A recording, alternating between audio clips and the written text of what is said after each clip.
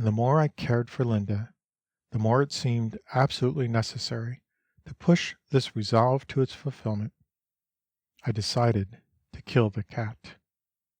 One evening before meeting Linda on the balcony, I took out of my medical cabinet a jar of glycerin and a small bottle of hydrocyanic acid, together with one of those little pencils of glass which chemists use in mixing certain corrosive substances. That evening, for the first time, Linda allowed me to caress her. I held her in my arms and passed my hand over her long hair, which snapped and crackled under my touch in a succession of tiny sparks. As soon as I regained my room, the golden cat, as usual, appeared before me. I called her to me.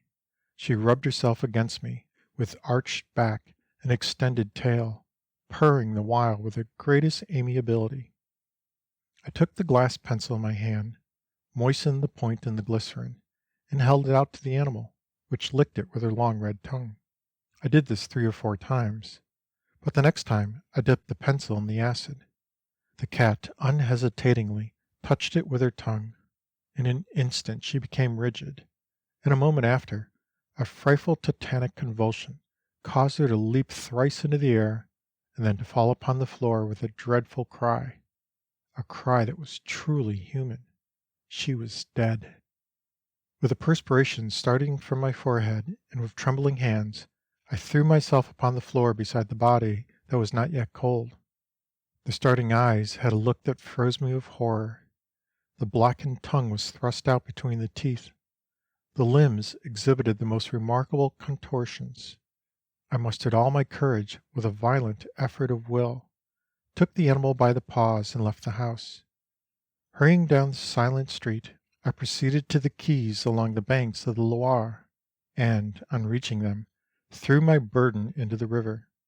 Until daylight I roamed around the city, just where I know not, and not until the sky began to grow pale and then to be flushed with light did I at last have the courage to return home. As I laid my hand upon the door, I shivered. I had a dread of finding there, still living, as in the celebrated tale of Poe, the animal that I had so lately put to death. But no, my room was empty. I fell half fainting upon my bed, and for the first time I slept, with a perfect sense of being all alone, a sleep like that of a beast or of an assassin, until evening came. Someone here interrupted, breaking in upon the profound silence in which we had been listening. I can guess the end. Linda disappeared at the same time as the cat. You see perfectly well, replied Thibodeau, that there exists between the facts of this story a curious coincidence, since you are able to guess so exactly their relation. Yes, Linda disappeared. They found in her apartment her dresses, her linen, all even to the nightrobe that she was to have worn that night, but there was nothing that could give the slightest clue to her identity. The owner of the house had let the apartment to Mademoiselle Linda, concert singer. He knew nothing more.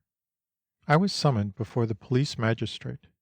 I had been seen on the night of her disappearance roaming about with a distracted air in the vicinity of the river. Luckily the judge knew me. Luckily also he was a man of no ordinary intelligence. I related to him privately the entire story, just as I have been telling it to you. He dismissed the inquiry. Yet I may say that very few have ever had so narrow an escape as mine from a criminal trial. For several moments the silence of the company was unbroken.